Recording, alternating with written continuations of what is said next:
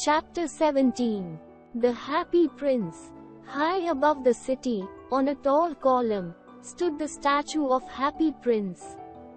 He was gilded all over with thin leaves of fine gold. For eyes he had 2 bright sapphires, and a large red ruby glowed on his sword hilt. He was very much admired indeed. "He is as beautiful as a weathercock," remarked one of the town councillors who wished to gain a reputation for having artistic taste. "Only not quite so useful," he added, fearing lest people should think him impractical, which he really was not.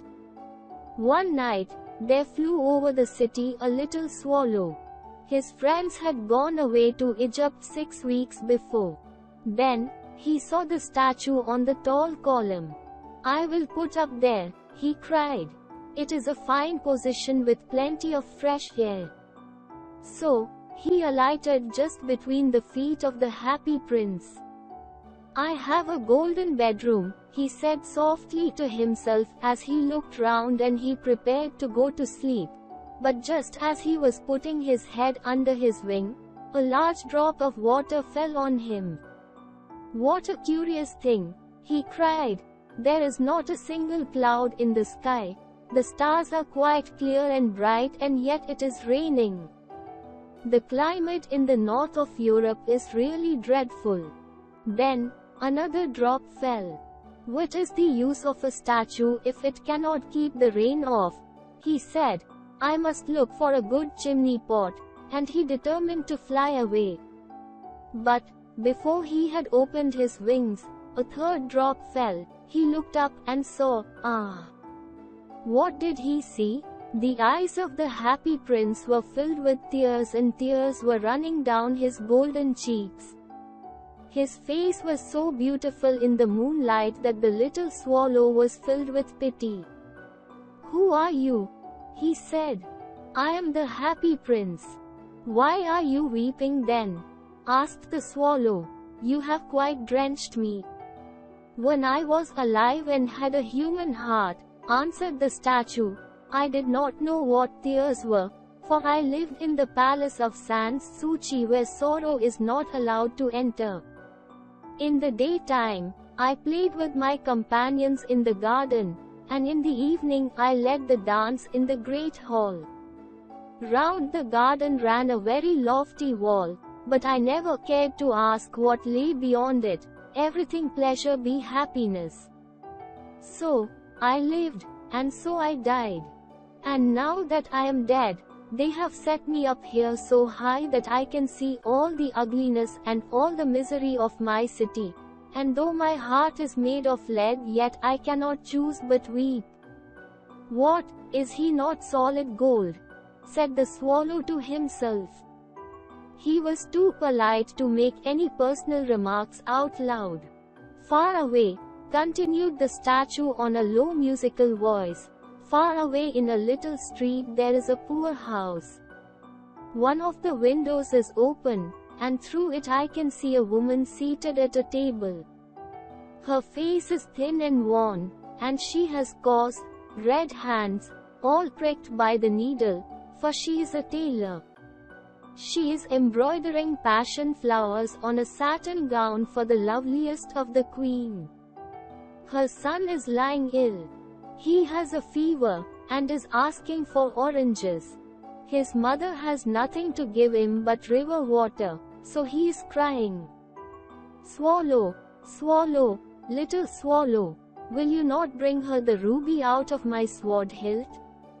My feet are fastened to his pedestal, and I cannot move.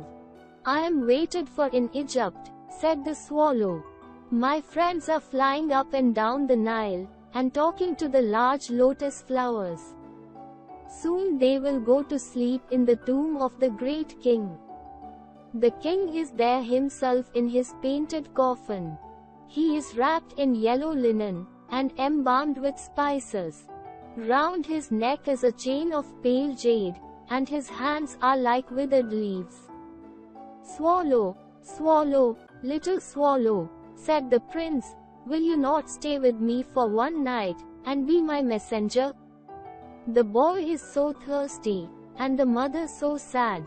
"It is very cold here," he said, "but I will stay with you for one night and be your messenger." "Thank you, little swallow," said the prince.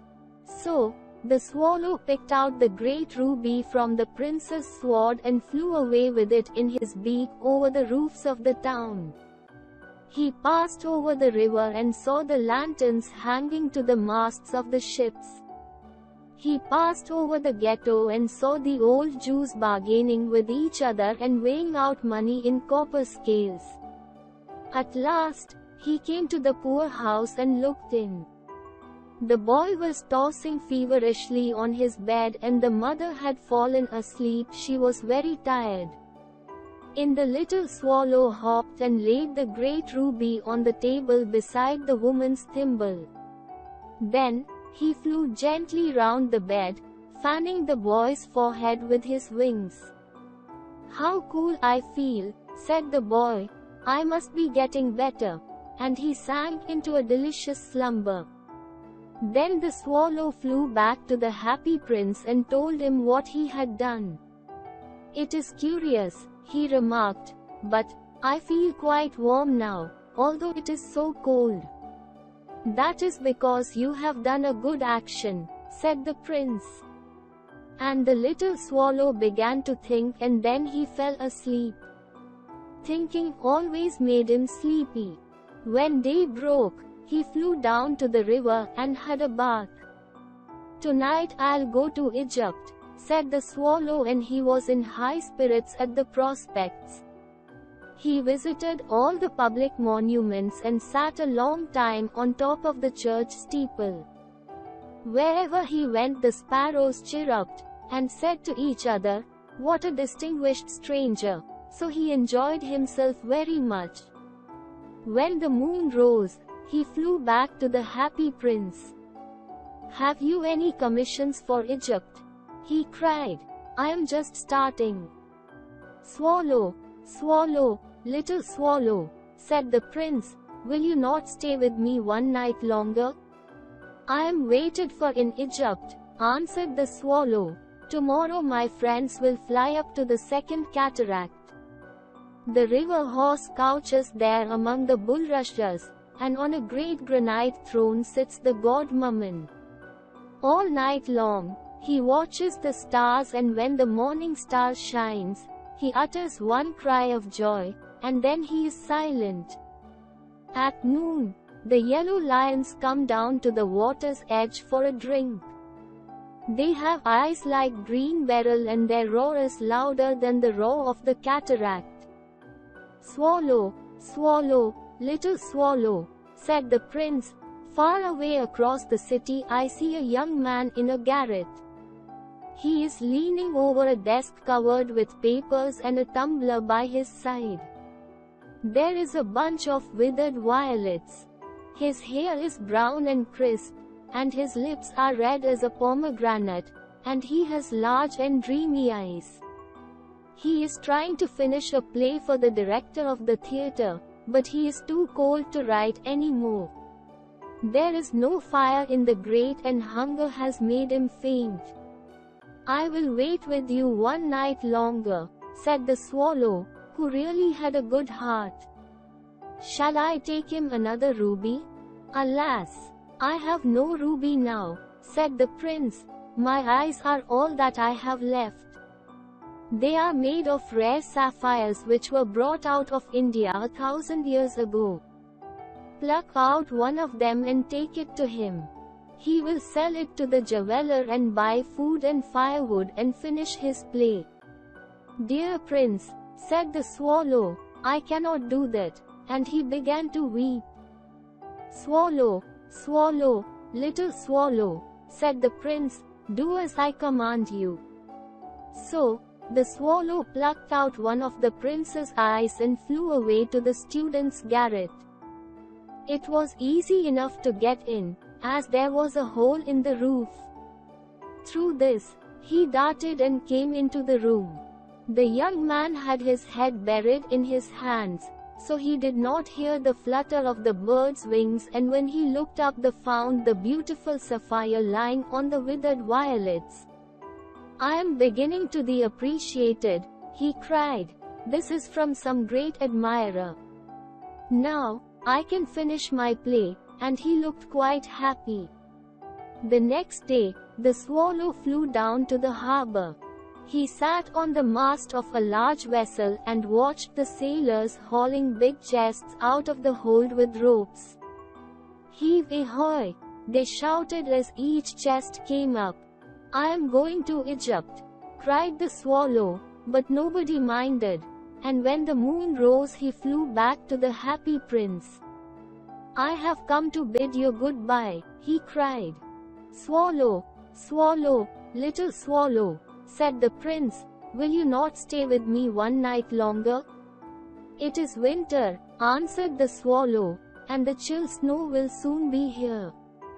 In Egypt, the sun is warm on the green palm trees and the crocodiles lie in the mud and look lazily about them. My watching them, and cooing to each other. Dear prince, I must leave you, but I will never forget you, and next spring I will bring you back 2 beautiful jewels in place of those you have given away. The ruby shall be redder than a red rose, and the sapphire shall be as blue as the great sea. In the square below, said the happy prince, there stands a little match girl. She has let her matches fall in the gutter, and they are all spoiled. Her father will beat her if she does not bring home some money, and she is crying. She has no shoes or stockings, and her little head is bare. Pluck out my other eye, and give it to her, and her father will not beat her. I will stay with you one night longer, said the swallow, but I cannot pluck out your eye. You would be quite blind then.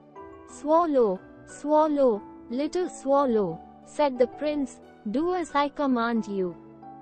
So, he plucked out the prince's other eye, and darted down with it. He swooped past the match girl, and slipped the jewel into the palm of her hand. What a lovely bit of glass, cried the little girl, and she ran home, laughing. Then, the swallow came back to the prince. You are blind now, he said, so, I will stay with you always. No, little swallow, said the poor prince, you must go away to Egypt. I will stay with you always, said the swallow, and he slept at the prince's feet. All the next day, he sat on the prince's shoulder, and told him stories of what he had seen in strange lands. He told him of the red ibises, who stand in long rows on the banks of the Nile and catch goldfish in their beaks, of the Sphinx, who is as old as the world itself, and lives in the desert, and knows everything, of the merchants, who walk slowly by the side of their camels, and carry amber beads in their hands, of the king of the mountains of the moon, who is as black as ebony, and worships a large crystal, of the great green snake that sleeps in a palm tree, and has 20 priests to feed it with honey cakes, and of the pygmies who sail over a big lake on large flat leaves, and are always at war with the butterflies. Dear little swallow, said the prince, you told me of marvelous things, but more marvelous than anything is the suffering of men and of women. There is no mystery so great as misery. Fly over my city, little swallow, and tell me what you see there. So, the swallow flew over the great city and saw the rich making merry in their beautiful houses, while the beggars were sitting at the gates. He flew into dark lanes, and saw the white faces of starving children looking out listlessly at the black streets.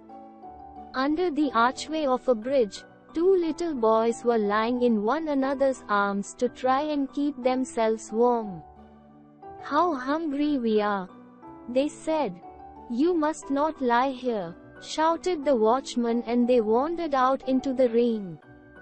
Then, he flew back and told the prince what he had seen. I am covered with fine gold, said the prince, You must take it off, leaf by leaf, and give it to my poor. The living always think that gold can make them happy. Leaf after leaf of the fine gold the swallow picked off, till the happy prince looked quite dull and grey. Leaf after leaf of the fine gold he brought to the poor, and the children's faces grew rosier and they laughed and played games in the street. We have bread now, they cried. Then, the snow came, and after the snow came the frost. The streets looked as if they were made of silver, they were so bright and glistening. Long icicles like crystal daggers hung down from the eaves of the houses. Everybody went about in furs, and the little boys wore scarlet caps and skated on the ice. The poor little swallow grew colder and colder, but he would not leave the prince, he loved him too well. He picked up crumbs outside the baker's door when the baker was not looking, and tried to keep himself warm by flapping his wings. But, at last he knew that he was going to die. He had just strength to fly up to the prince's shoulder once more. "Goodbye, dear prince," he murmured. "Will you let me kiss your hand? I am glad that you are going to Egypt at last, little swallow," said the prince. "You have stayed too long here. But you must kiss me on the lips, for I love you." "It is not to Egypt that I am going," said the swallow. "I am going to the house of death. Death is the brother of sleep, is he not?" And he kissed the happy prince on the lips and fell down dead at his feet. At that moment, a curious crack sounded inside the statue, as if something had broken. The fact is that the leaden heart had snapped right in two. It certainly was a dreadfully hard frost. Early the next morning, the mayor was walking in the square below in company with the town councillors. As they passed the column, he looked up at the statue. "Dear me, how shabby the happy prince looks," he said. "How shabby indeed," cried the town councillors, who always agreed with the mayor, and they went up to look at it. "The ruby has fallen out of his sword, his eyes are gone, and he is golden no longer," said the mayor. "In fact, he is little better than a beggar." "Little better than a beggar," said the town councillors. "And there is actually a dead bird at his feet," continued the mayor. "We must really issue a proclamation that birds are not to be allowed to die here."